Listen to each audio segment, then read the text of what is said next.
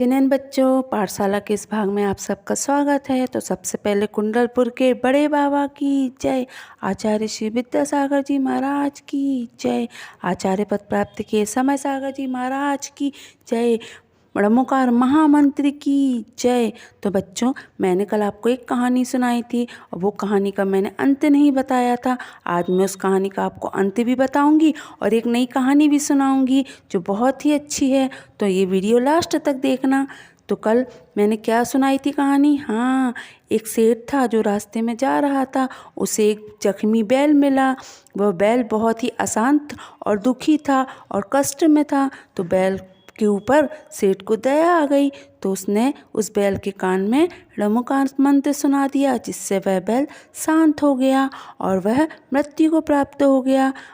तो मृत्यु के बाद उसको पता है कौन सा भाव मिला? हाँ, एक रानी की गर्भ में गया। रानी के गर्भ में जाने के बाद बड़ा होकर वो बहुत बड़ा राजा बना। तो ड़मोकार मंत्र का यही प्रताप है, जो भी इसे सुनता है वो बहुत सुधर जाता है और जो इसे सुनाता है उसके भी पापों का क्षय हो जाता है। इसलिए आप लोग भी ड़मोकार मंत्र सुनो और सुनाओ, ठीक है? चलो अब अगली कहानी शुरू करते हैं। तो जिसका नाम है सत्य। हाँ बेटा, सत्य एक राजा था जो बहुत ही बड़ा था और उसका एक बहुत बड़ा बाग भी था। तो बच्चों, उसका एक पुत्र भी था जिसका नाम था सत्यपाल। सत्यपाल बहुत ही आदर्श वाला था। वह रोज़ सुबह अपने पिताजी के पैर छू के जय जिनेन कहता था, जैसे आप लोग कहते हो। फिर इतना प्रतापी था कि वो बहुत अच्छा स्वभाव का भी था और बहुत आदरणीय भी था। इसीलिए वो सबको जय जिनेन कहता था। आप भी बोला कीजिए। एक दिन उसके पिता ने उसकी इस आदतों को देखकर खुश होकर उसे एक कुल्हाड़ी खेलने दे दी।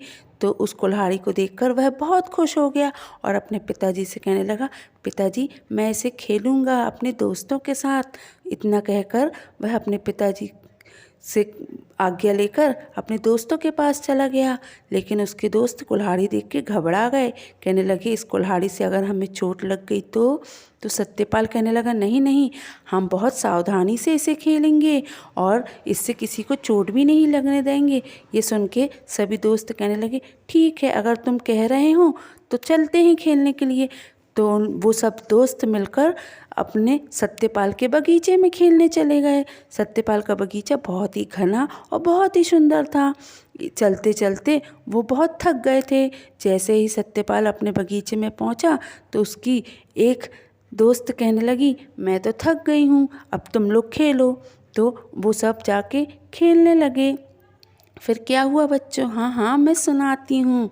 तो बच्चों, जैसे ही वो बगीचे में पहुँचे तो वहाँ पर सत्यपाल खेलते खेलते पूरे पेड़ को काट डाला। मतलब हर पेड़ में उसने कुल्हाड़ी से वार कर दिया। तो पूरे पेड़ धराशाही हो गए, मतलब कट गए और पूरा बाग को उसने काट कर खराब कर दिया। मतलब पूरा बाग नष्ट कर दिया। ये देख के दूसरे दोस्त घबरा गए कि अगर यह बात उसके बाबूजी को पता चलेगी तो वह बहुत गुस्सा होंगे। इतने में एक आवाज़ आती है कि पीछे से कोई आ रहा है। सब कोई देखते हैं तो पीछे सत्यपाल के बाबूजी आ रहे थे। सत्यपाल के बाबूजी को देखकर सब घबरा गए। इतने में सत्यपाल की दोस्त कहती है कि बाबूजी बाबूजी, हमसे गलती से यह सब भूल हो गई, हमने यह जानबूझ के नहीं किया। लेकिन बाबूजी तो बहुत क्रोध में थे। उन्होंने कहा, ये कार्य जिसने किया है वह बता दो, नहीं तो मैं उसे दंड दूंगा। इतना सुनते सुनते सत्यपाल भी आगे आ गया और कहने लगा, बाबूजी इसमें मेरे दोस्तों का कोई गलती नहीं है, क्योंकि ये कार्य मैंने किया है।